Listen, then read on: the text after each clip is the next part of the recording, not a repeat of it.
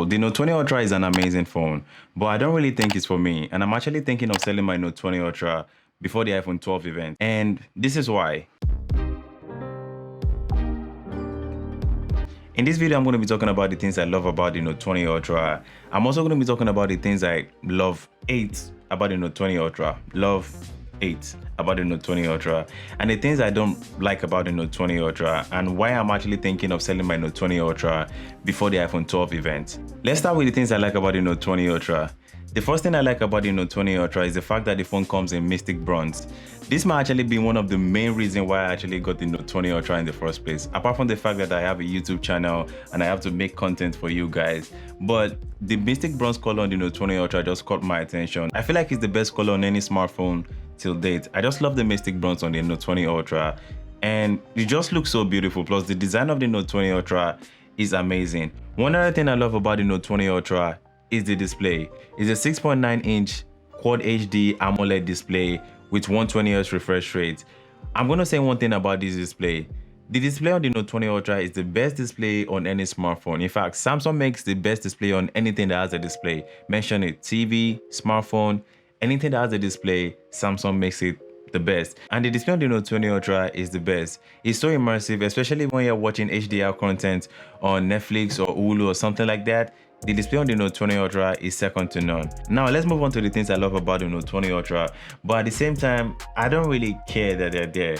The first thing is the S Pen actually. There are hundreds of things you can do with this S Pen, but ever since I got the Note 20 Ultra, maybe I only use it twice. The thing about the S Pen on the Note 20 Ultra is that you can do a ton of things with this thing, but most of the things you can do with the S Pen are things you can easily do with your hands, like, I don't know, texting, copying and pasting. The only thing I feel like the S Pen does better than your fingers is drawing.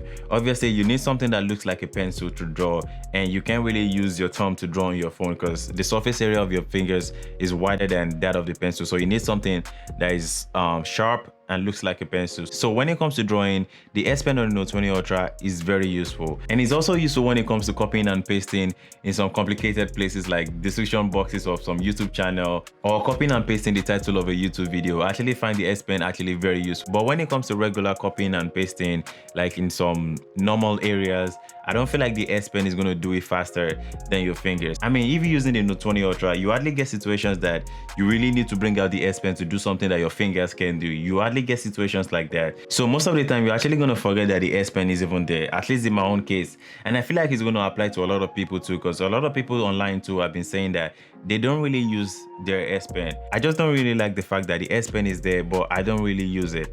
It bothers me most of the time. So I'm always trying to force myself to use it, but it's not really working for me. So that's one feature I love about the Note 20 Ultra, but at the same time, I don't really care it's there because I don't really use it most of the time. Now let's move on to the thing I love about the Note 20 Ultra, but at the same time, it's annoying, and that's the curved display. I mean, looking at the display on the Note 20 Ultra, the overall design is amazing, and the curved display on the Note 20 Ultra looks great. It gives the display like this 3D look, but when it comes to practicality, like real life usage, I'm always getting these accidental touches, and it's annoying, like really annoying. I mean, sometimes all I have to just do is press back, but it gets to me sometimes like, nah. The display looks good, but when it comes to practicality, I feel like I prefer a flat display. I'm just used to the flat display on my iPhone 11 Pro Max. The curved display looks good, but practicality, I'm gonna give it a 4 out of 10. And that's another feature I love on the Note 20 Ultra, but at the same time, I want it gone. Now let's talk about the things I don't really like about the Note 20 Ultra, like at all. The first thing is actually the speaker output. And as expensive as this phone is, it only has one speaker output. And it's kind of annoying because look at this. If I'm watching Netflix or Hulu or YouTube or whatever, I'm always watching my content in landscape mode. Now, the speaker is right here, and this is how I hold my phone. My hand is now covering the only speaker that the phone has. So imagine watching content with the Note 20 Ultra. Your hands are already blocking the only speaker the phone has, which is kind of annoying because you have to turn the phone to the other side just to listen to the speaker. It doesn't really make sense. I mean, this phone costs, we're going to talk about the price of the phone later on. Most of the time, I'm always using my headphones or my AirPods or something like that. But sometimes, maybe when you're around your family or something like that, you don't want to cover your ear with AirPods or something like that, and you just want to watch content on your Note 20 Ultra with the speakers. it's not really going to work well for you unless you're watching your content like this in portrait mode.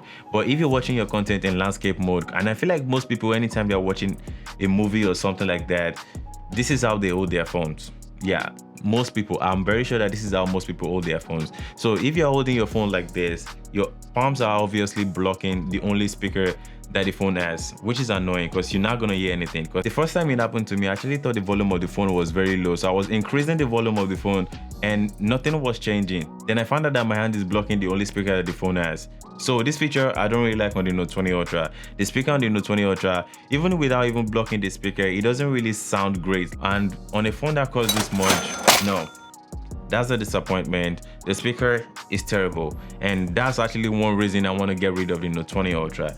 And let me see, one thing I don't really like about the Note 20 Ultra, well, this phone takes amazing videos. Like, it can shoot 8K at 24 frames per second. But one thing I don't really like about the camera, especially when it comes to taking stills or photos or taking pictures of something like that, I'm not really an expert when it comes to camera, but I kind of know these three basic features. Now, if you open the aperture very wide, the camera is obviously going to let in a lot of light.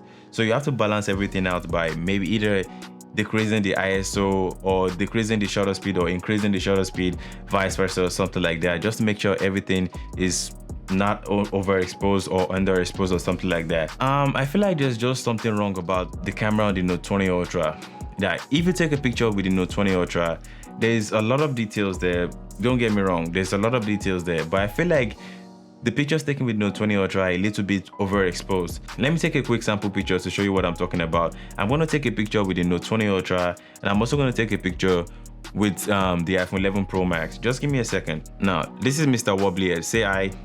This is Mr. Wobblyhead. Now, let's take a picture. Now, let me take a picture with my iPhone 11 Pro Max.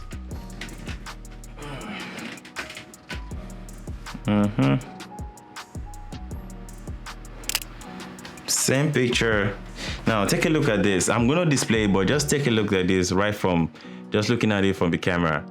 You can see the difference between the iPhone 11 Pro Max, the iPhone 11 Pro Max and the Note 20 Ultra.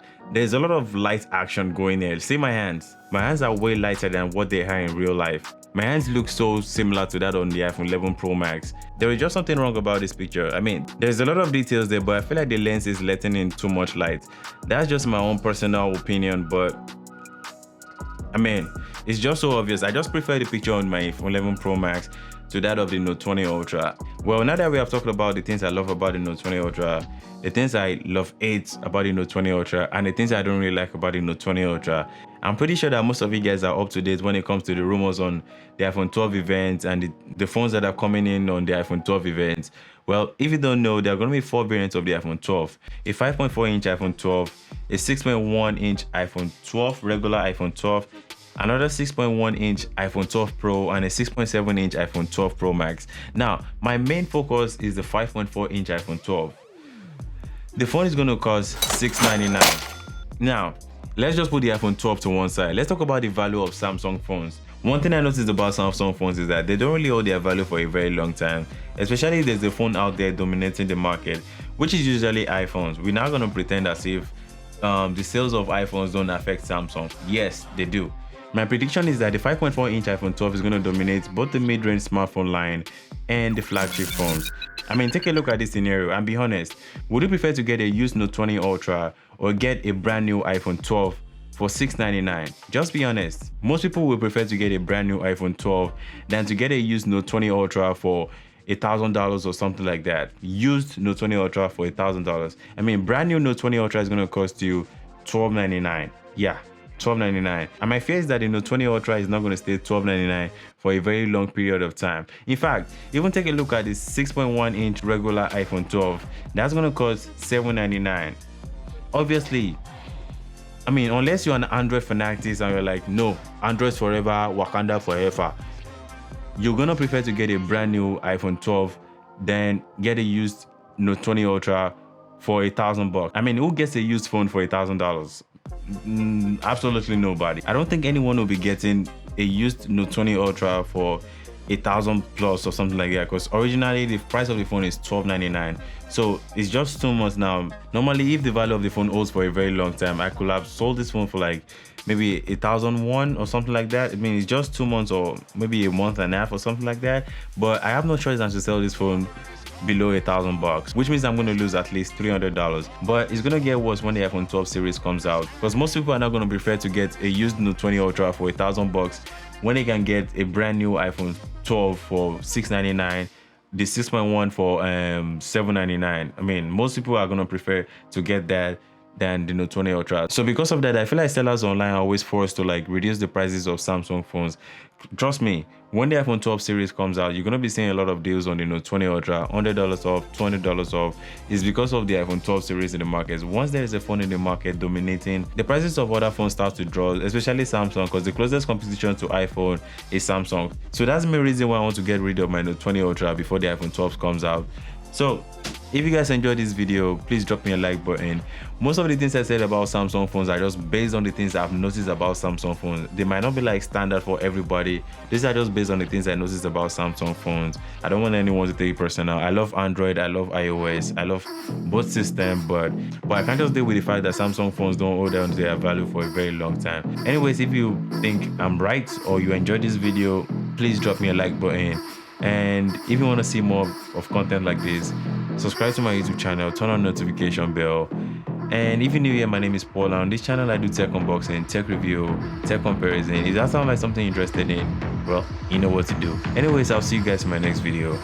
Peace.